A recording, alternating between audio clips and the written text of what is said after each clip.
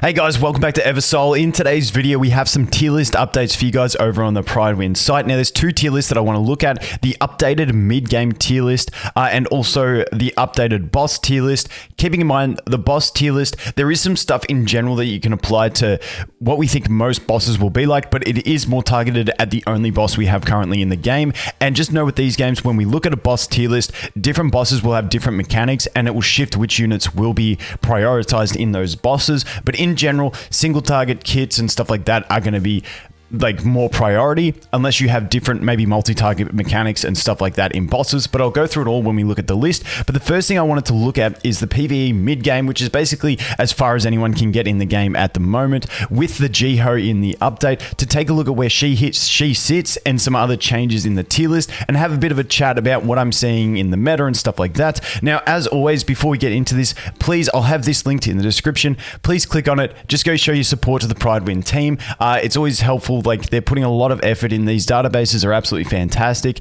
and go show them support. And obviously, tier lists are always speculative, so take it all with a grain of salt. If your favorite character is not top tier and you enjoy using them, go nuts. There's some characters in here that are rated low that I've been using on my new account, pushing really high deficits, so you can make other stuff work as long as your core is strong. So, the PvE mid-game tier list, which is chapters 10 through 15. So the first change that we see in this one is going to be that Talia has dropped from SS down to SS. Basically, we've seen people pushing at higher deficits without her in the team in some situations. She's just not as splashable, especially now that we have Jiho as another option.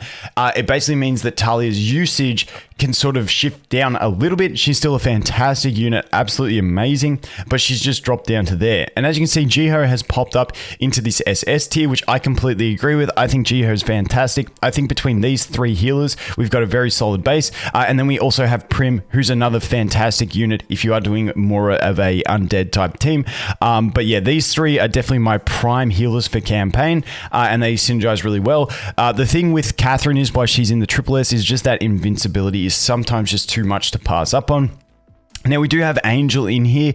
We have seen replays of people still using Angel or Adrienne in chapter 15, which is the final chapter in the game at the moment, with only one copy. It's not just for her damage and healing that she provides, but that the fact that she can grab an enemy unit and then shift focus of your team onto that enemy unit, depending on range and stuff like that. The grab is so valuable, along with the rest of the kit that she does bring. Now, her artifact actually does also help her mitigate a lot of damage. It does buff her defense and stuff as well. So it does help her survive if you have the artifact upgraded as well. But keep in mind, this is the SS rating. If she was well ascended, she's well and truly SS. If you have one copy, then probably she drops down into the SS or S tier if you had everything else to Origin, but she's still an absolutely amazing unit. It's just a hard one to place the Angels and Demons at the moment because of how many copies people have, but she's just an absolute fantastic unit.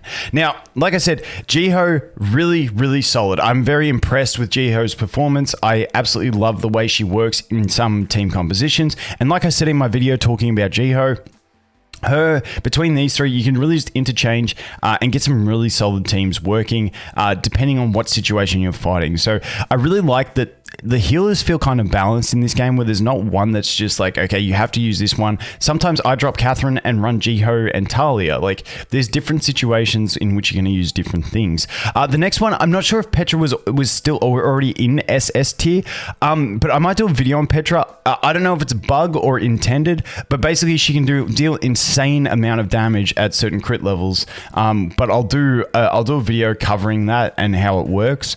But yeah, Petra can just absolutely demolish in damage whilst being the tankiest thing alive. So take that one. I don't know. I'm not sure how she's intended to work, but she can do some insane levels of damage.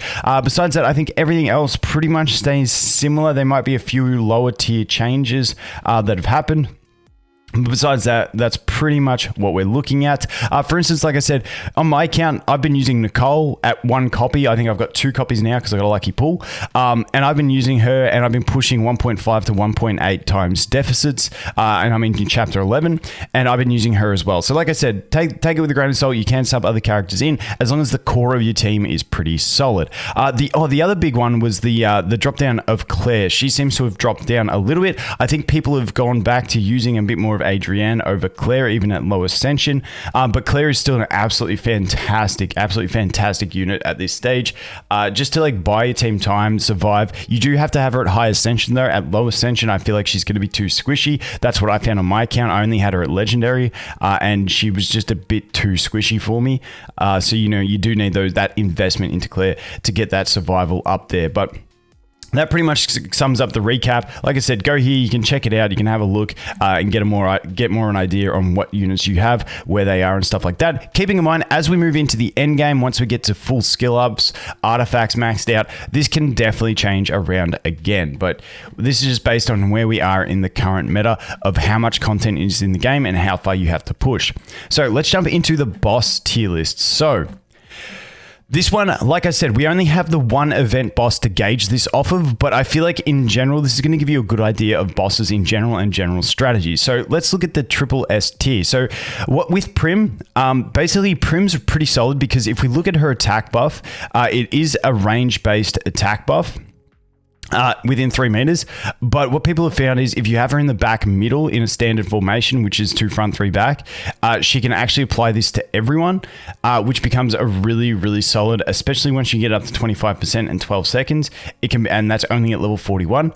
And just keep that in mind. A lot of these results in the tier list, if you're below like 141 or 121, you might have different results with different characters because you do lose out on some of those skill ups, and some of the skill ups are vital for some of these units. But that attack buff is really solid if you can maintain it the whole time on your entire team of 20%, and that's why she comes up there. She was just pulling some of the best results. Also, one of the best teams in the boss is going to be the Dot team, using Violet, and basically having her in there outweighs anything else because you also get an additional 5% by putting the faction bonus in there. So Prim at the moment really solid. Now we look at the other 2 triple S tiers, Haru and also Violet. Violet because Dot team is a thing, and I feel like in most general bosses that you see that are going to be like single target bosses, unless they have some sort of passive or something like that, the Dot team I feel like is going to be fairly effective with just stacking and letting Violet just absolutely demolish things. So I think she's going to be relevant through bosses unless they have a specific mechanic that counters the Dot play.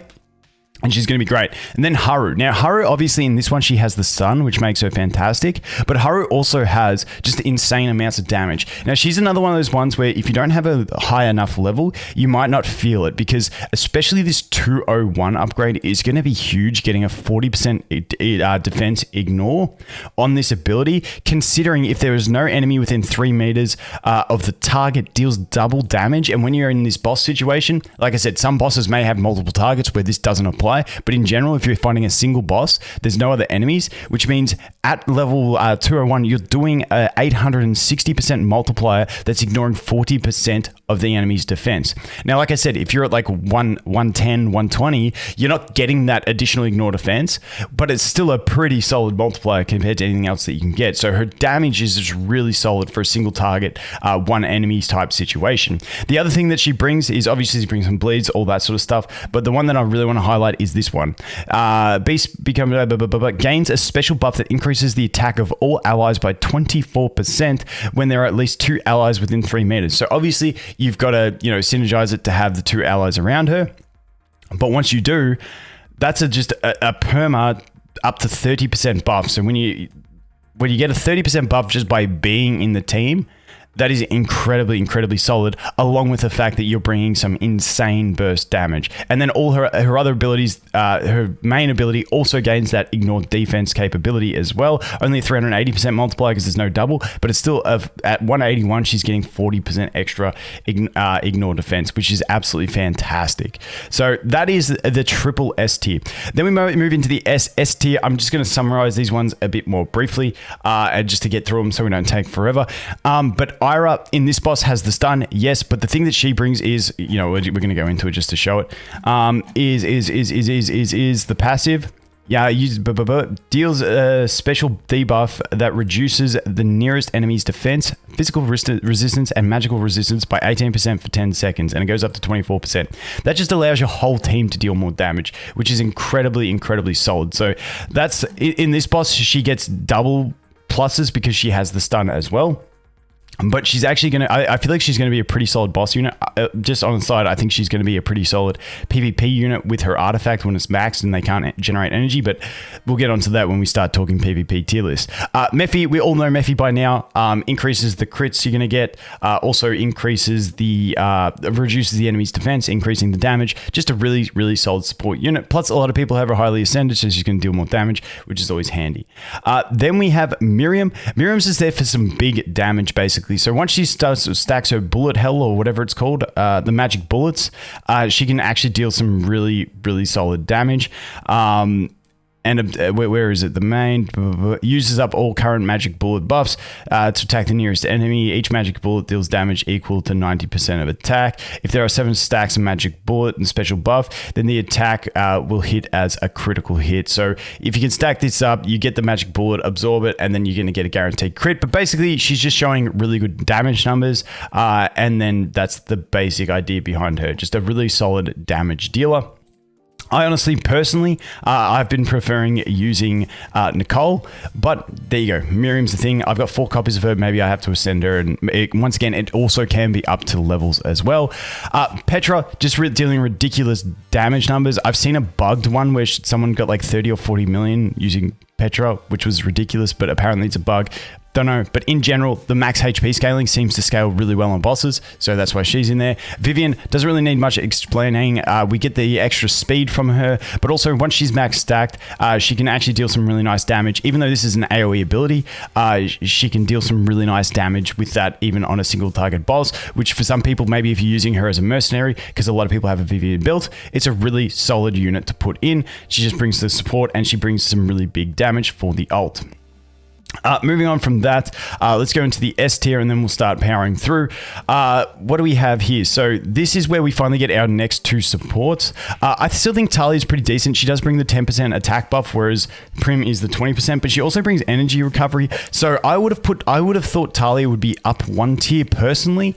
I don't think Prim is 2 tiers above Talia. In my personal opinion, I'm not the greatest at it, but take it with you what you will. I still think Talia is great when you're not using the dot team. But you know, dot team is pretty meta at the moment. So that is that one. As we move on from that, Jiho also down here, just not as effective. I think Jiho will be more relevant in boss teams as well, like she will be in campaign once we max out artifact, because 25% additional crit for your team is pretty solid once we get there. We've got Lindsay, who's another stun unit for this boss, but also just a decent single target damage dealer. Same with Jacqueline, single target. She does put a bleed on, but she's not commonly used in the, you know, generic dot team. Arusha can be used in the dot team, once again, stacking those dots. Arusha's actually, from what I've been seeing, getting a lot better with the buff that she's gotten in the update. So more on Arusha as we go along. Dora, obviously just really strong single target damage dealer. Nicole, really strong damage. Also this one, I always mention this one, incoming crit damage increased by 18%, 12%, and it goes up to 60%. And the way this works, and someone keeps telling me I'm wrong, but I don't think I am, because when you play this in campaign, she puts a debuff on the enemy that's hit by her attack with the feather brand, and the enemy gets a debuff that says received crit damage incoming increased by yada yada yada. So I believe it is for the entire team. Some people are telling me it's only hers, but I believe it is the entire team, and I'm sticking by it. If I'm wrong, I do apologize and I will let you know. But I feel like this, once we scale this up, it'll be absolutely savage, especially when you pair it with someone like Jiho or Mephi, who also increase your crit rate. So you're going to be critting more, dealing massive crit damage. So I'm a big Nicole fan, if you didn't know. So take it with a grain of salt because it is biased. And then we have Nini. Nini applies freeze and burn with one ability, which is amazing for the dot team, obviously. As we move on from that, we get into more niche units. Clara's just there if you don't have any of the other healers because you have to sustain in a boss, is the basic gist there. Jerry as a single target damage dealer, but not too meta at the moment. Ayame can be used in the boss team, but you're better off using 5 undead to get the extra bonus as well. Rebecca can be used in the dot team as well, enhancing that damage. And then Jade as just a damage dealer with some solid damage. Now, as we get into these bottom tiers, I'm not going to go through everyone, but I just wanted to highlight how good it is to see the sort of the spread between campaign versus boss, getting us usage of different heroes. So we have triple S down to B in bosses. Just doesn't bring the utility for the bosses. Triple S down to B for bosses. S down to C, and then double S down to C as well. And then we look at her, double S down to C. You get a lot of good range and changes from campaign to bosses. But that's just what I want to highlight. I found that quite nice when I went in and first tested the boss. I'm like, oh wait, all these units that I've been using forever, they're just not as relevant. So it's good to get a bit of difference. I know some people say, yeah, but then I got to build more units. I find it fun being able to use more units personally. But anyway, guys, that is the tier list. Once again, jump over to Pride Win, check it out, show them some support. Thanks for watching. Hope you have an awesome day, and I look forward to seeing the next one. Cheers.